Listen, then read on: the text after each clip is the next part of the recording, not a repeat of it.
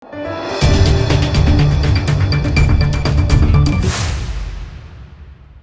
દર્શક મિત્રો, આપ જોઈ રહ્યા છો લોકમૈત્રી ન્યૂઝ. હું છું એન્કર અર્પિતા પટેલ. હવે જોઈએ અગત્યના સમાચાર. સ્ટ્રીટ વેન્ડર પોલિસીનું અમલીકરણ કરવા સહિત લારી ગલ્લા પથરાવાળા સામે થતી દંડનીય કાર્યવાહી બંધ કરવા એન્ટ્રક જાગો વડોદરા દ્વારા મેયરને આવેદનપત્ર આપવામાં આવ્યું હતું. દેશમાં બેરોજગારીની સમસ્યા છે. બધાને તંત્ર નોકરીઓ આપી શકતી નથી. તેવામાં કેટલાક લોકો આત્મનિર્ભર બની પોતાનો નાનો મોટો વેપાર કરતા હોય છે. આવા લારી ગલ્લાવાળાઓને સરકારે એક તરફ લોન આપી વાહવાહી પણ લૂંટે છે અને વડોદરામાં કોર્પોરેશન પોલીસ રોજગારી છીનવી રહી હોય તેવી લારી ગલ્લાવાળાની લાગણી છે. રસ્તામાં અડચણરૂપ લારી ગલ્લા ન ઊભા રહે તે જરૂરી છે, પણ તેની માટે તંત્ર દ્વારા યોગ્ય વ્યવસ્થા આયોજન કરવા જોઈએ, પણ તે થતું નથી. રોજ કમાઈ રોજ ખાનારા લોકોને રોજગારી આપવાની અને સ્ટ્રીટ વેન્ડર પોલિસીના અમલીકરણ સહિત લારી ગલ્લા પથરાવાળા સામે થતી દંડનીય કાર્યવાહી બંધ કરવા અંગે પાલિકા તંત્રની કચેરી ખાતે શહેરના ઇન્ટુક અધ્યક્ષ નરેન્દ્ર રાવત, જાગો વડોદરા તથા ઓલ બરોડા તથા લારી સંઘના એસોસિએશન દ્વારા મેયરને આવેદનપત્ર આપવામાં આવ્યું હતું. લારી ગલ્લા પથરાવાળા ફેરિયાને રોજગારીના અધિકારીની માંગ કરવામાં આવી છે. આવેદનપત્રમાં જણાવ્યું છે કે આ ઉપરાંત ગત 2014માં બનાવવામાં આવેલી સ્ટ્રીટ વેન્ડર્સ પોલિસીનો અમલ કરવા અને એક્ટ મુજબ પાલિકાની દબાણ શાખા દ્વારા કબજે કરવામાં આવેલી લારી ગલ્લા કોઈપણ જાતની દંડનીય કાર્યવાહી વિના પાછા આપવા માંગ કરાઈ છે. આવા લોકો સામે ખોટી દંડનીય કાર્યવાહી બંધ કરવાની પણ આવેદનપત્રમાં ઇન્ટુકના અધ્યક્ષ નરેન્દ્ર રાવતે જણાવ્યું હતું. તેમણે દબાણ શાખાની કામગીરી તાત્કાલિક ધોરણે બંધ કરવા માંગ કરી છે. લારી ગલ્લાવાળાઓને હેરાન કરવાની સત્તા નથી તેવો પણ આવેદનમાં આક્ષેપ કર્યો છે. ઉપરાંત તમામ લારી ગલ્લાવાળા પાસેથી વહીવટી ચાર્જ વસૂલ કરવાનું બંધ કરવા પણ તંત્ર સમક્ષ માંગ કરી છે. આ સંદર્ભે મેયર પિંકીબેન સોની દ્વારા જણાવવામાં આવ્યું હતું કે આવેદન મળ્યું છે તેને લઈને મ્યુનિસિપલ કમિશનર અને પદાધિકારીઓ સાથે બેસી ચર્ચા વિચારણા કરવામાં આવશે અને યોગ્ય નિર્ણય લઈશું. આ સંદર્ભે સ્થાયી સમિતિ અધ્યક્ષ દ્વારા જણાવ્યું હતું કે કોંગ્રેસ અગ્રણી નરેન્દ્ર રાવત, અમીર રાવત દ્વારા સ્ટ્રીટ વેન્ડર પોલિસી સંદર્ભે આવેદન આપ્યું છે. બૃહદ ચર્ચા કરી આ અંગે ડિસિઝન લેવાશે. રોજીરોટી પણ સચવાય અને ટ્રાફિકના પ્રશ્નો ના સર્જાય તેવું સમતોલન જાળવી રાખી કાર્યવાહી કરાશે. સાથે જ અન્ય બાબતોને લઈને પણ સ્પષ્ટતા કરી હતી. Bureau report, Lokmaitri news, Vadodara. આજરોજ કોંગ્રેસના અમારા સાથી સભાસદ શ્રી અમીબેન રાવત અને એમના હસબન્ડ નરેન્દ્રભાઈ રાવત દ્વારા એક આવેદનપત્રની રજૂઆત માટે તેમના દ્વારા મારી પાસે સમય માંગવામાં આવ્યો હતો અને એ મુજબ એમને મને આવેદનપત્ર આપ્યું છે. આ અંગે કમિશનરશ્રી, 5 પદાધિકારીશ્રીઓ અમે સૌ સાથે બેસી ચર્ચા વિચારણા કરીશું અને આ વિષયની ઝીણવટપૂર્વક તપાસ પણ કરવામાં આવશે અને ચર્ચા વિચારણા કરી અને સૌ સાથે મળીને એ દિશામાં યોગ્ય નિર્ણય લઈશું. મેં કહ્યું તેમ આજ રોજ એમને અમને આવેદનપત્ર આપ્યું છે. અમે 5 પદાધિકારીશ્રીઓ, કમિશનરશ્રી અને અમે બધા બેસી અને આ વિષયમાં ઊંડાણપૂર્વક જે પણ વિષય છે એ ચર્ચા છે કરીને ચર્ચા વિચારણા કરી અને પછી એ અંગે કોઈ નિર્ણય લેવામાં આવશે. મેં આપને કહ્યું કે એમને આવેદનપત્ર આપ્યું છે. અત્યારે અમે આવેદનપત્રનો સ્વીકાર કર્યો છે અને સાથે મળી બેઠક કરીશું અને ચર્ચા વિચારણા કરી અને યોગ્ય નિર્ણય લઈશું.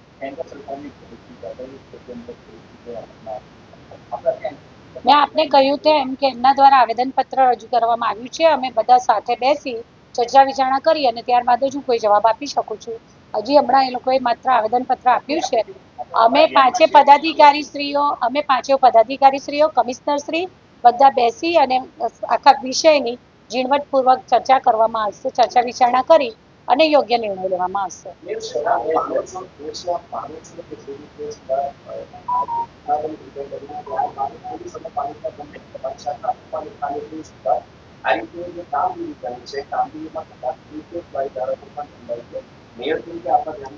કોંગ્રેસના સભાસદ શ્રી અમીબેન રાવત દ્વારા આજે જે આવેદનપત્ર આપવામાં આવ્યું છે, 5 પદાધિકારીશ્રીઓ, કમિશનરશ્રી અને સૌ સાથે બેસી અને ચર્ચા વિચારણા કરી અને યોગ્ય નિર્ણય લેવામાં આવશે. લારી ગલ્લાઓને ગેરકાયદેસર રીતે જે પ્રકારે કોર્પોરેશનને પોલીસ દ્વારા હેરાનગતિ કરવામાં આવે છે અને એમને હપ્તાખોરીના નામે કરોડો રૂપિયા ઉઘરાવવામાં આવે છે, એ વાત અમે કોર્પોરેશન સમક્ષ મૂકવા આવ્યા છીએ. વાસ્તવિકતા એ છે કે 2014માં કોંગ્રેસ સરકારે લારી ગલ્લા પથારાવાળા, ખૂમચાવાળા અને ફેરિયાઓને રોજગારનો અધિકાર રોડ ઉપર આપ્યો છે અને એનો કાયદો બન્યો છે. એને કાયદેસર રીતે કોઈ હટાવી શકતું નથી. પરંતુ કોર્પોરેશન દ્વારા ગેરકાયદેસર રીતે એમને વારંવાર ઉઠાવી હપ્તાખોરી કરી આ ગરીબોની રોજગારીને આંચકી લેવામાં આવે છે. વાત મહત્ત્વની એ છે કે જ્યારે કાયદો 2014માં બન્યા પછી ગુજરાત સરકારે પણ ફરજિયાત કાયદો પસાર કર્યો અને તમામ કોર્પોરેશને વિદિત કરી કે આ લોકોની તમે મંડળીઓ બનાવો અને જે જગ્યાએ સ્થાયી હોય એ જગ્યાએ સ્થાયી કરો. ટ્રાફિકની સમસ્યા હોય કે અન્ય કારણો હોય તો એમને 200 મીટરના અંતરે એમને ત્યાં વિસ્થાપિત કરવા પડે. પરંતુ કોર્પોરેશને આજ દિન સુધી એમને કોઈ પણ પ્રકારની હોકિંગ ઝોન બનાવ્યા નથી. 2018માં કોર્પોરેશનની સભામાં આ કાયદો પસાર કરવામાં આવ્યો અને એમને ઇમ્પ્લિમેન્ટ કરવાની ધારણા આપી. આજે 2024 થઈ આજ દિન સુધી આ લોકોને રોજગારીનો અધિકાર આપ્યો નથી. એ બાબતે અમે કહેવા માગીએ છીએ કે કોર્પોરેશનને સહેજ પણ અધિકાર નથી. જ્યાં સુધી કાયદાનો અમલ ન થાય ત્યાં સુધી એક પણ લારીને એ લોકો હાથ લગાવી શકે નહીં.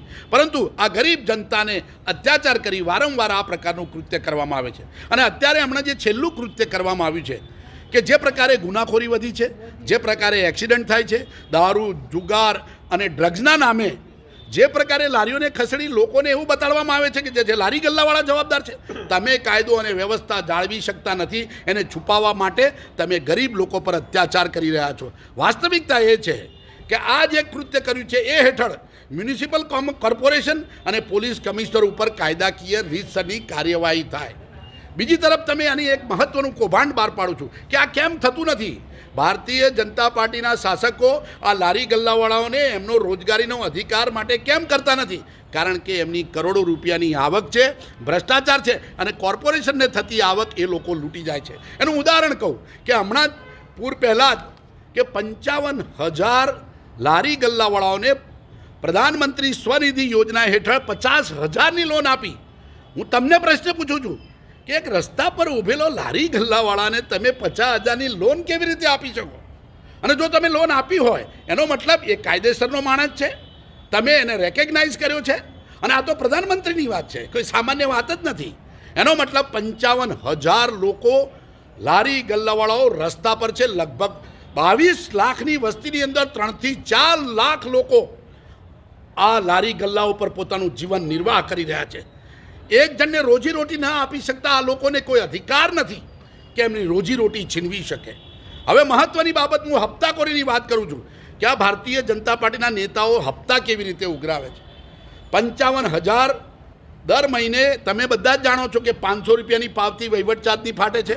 અમુક જગ્યાએ 1,500ની, અમુક જગ્યાએ 2,500ની, અમુક જગ્યાએ 3,000ની. અમે સત્તાવાર રીતે કોર્પોરેશનનું બજેટ જોયું. બજેટની અંદર કોર્પોરેશનની આખા વર્ષની આવક 3 કરોડ રૂપિયા છે, 3 થી 4 કરોડ રૂપિયા. એનો મતલબ શું થયો? 55,000 ગુણ્યા 500 કરો ને તો મહિનાના 3.25 કરોડ રૂપિયા કોર્પોરેશનના અંદર જવા જોઈએ અને વાર્ષિક 3,300 કરોડ થાય. જો 33 કરોડ સાથે 1,500 લઈએ, 3,000 લઈએ એટલે લગભગ 101 કરોડ રૂપિયા જેટલું ફંડ થાય. પણ એમાંથી તમે 4 કરોડ જ જમા કરાવો છો. એનો મતલબ બીજા કરોડો રૂપિયા નેતાઓ હપ્તો ઉઘરાવે છે, અધિકારીઓ હપ્તો ઉઘરાવે છે, કાં તો પોલીસ હપ્તો ઉઘરાવે છે. આ બાબતે અમે કોર્પોરેશન પાસે જવાબ લીધા વગર નહીં રહીએ કે તમે 55,000ને રેકગ્નાઇઝ કર્યા, હજી 3,000ને તો લોન આપવાની ચાલુ છે એવી લખ્યું છે બજેટમાં. મ્યુનિસિપલ કમિશનરની બજેટની સ્પીચ તમે જુઓ, એની અંદર આ તમામ બાબતોનો ઉલ્લેખ અને અમે જે પણ વાત કરીએ છીએ એ સત્તાવાર આંકડા મ્યુનિસિપલ કોર્પોરેશનના છે. એટલે સ્પષ્ટ ભ્રષ્ટાચાર છે, ગરીબોને લૂંટી રહ્યા છે, એમના અધિકારનું છીનવી રહ્યા છે. અને આ બાબતે તમે જોઈ શકશો કે કાયદો પણ સ્પષ્ટ છે. અમે મુખ્યમંત્રીને આવેદનપત્ર પહેલાં આપીશું.